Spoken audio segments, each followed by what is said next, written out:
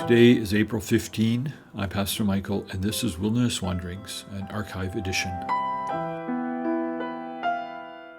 Our text is from Ezra 2:64. The whole company numbered 42,360. Does that pique your curiosity? Do you want more information? This does not seem like much of a text for a devotional. The whole company numbered 42,360. Stay with me for a moment. The book of Ezra is concerned with telling how the people of Israel returned to Jerusalem from the Babylonian captivity to rebuild the temple of God.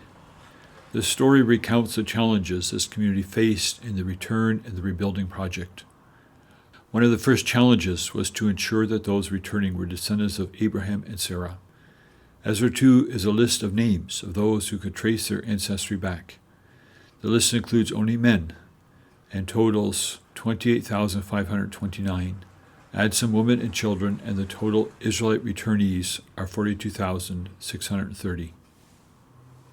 But why highlight this? Well, for two reasons. First, it tells us that God is true to his word. God had warned Israel that if they walked away from him, he would return the favor. If his people insisted on rejecting him, he would reject them. Moses warns, "The Lord will scatter you among the peoples, and only a few of you will survive among the nations to which the Lord will drive you." Deuteronomy 4:27.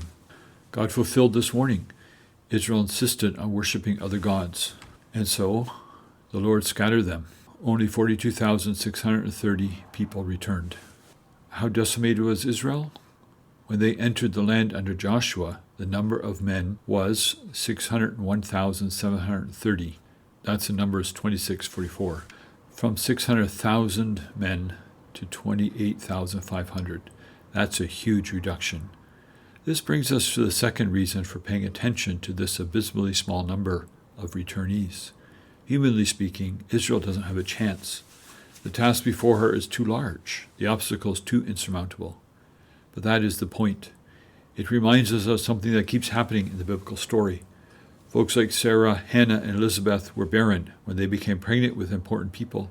The apostles had no formal education, and yet they had the courage, wits, and intellect to go to head with the best of the Jewish establishment. You see, God can take nothing and make something wonderful out of it. This is something the church always needs to remember. God does not need large numbers or highly skilled people. Israel returned from Babylon greatly reduced in every way, yet she was still God's people. God still used her to accomplish his purposes. Jesus said to his disciples that he will build his church, and he has. You may not have much to offer God, but that doesn't matter. He can still use you for his kingdom. Trust him. As you journey on, go with the blessing of God. May the peace of the Lord Christ go with you, wherever he may send you. May he guide you through the wilderness, protect you through the storm. May your day end with rejoicing at the wonders he has shown you. May you rest in his provision as he brings night and then new dawn.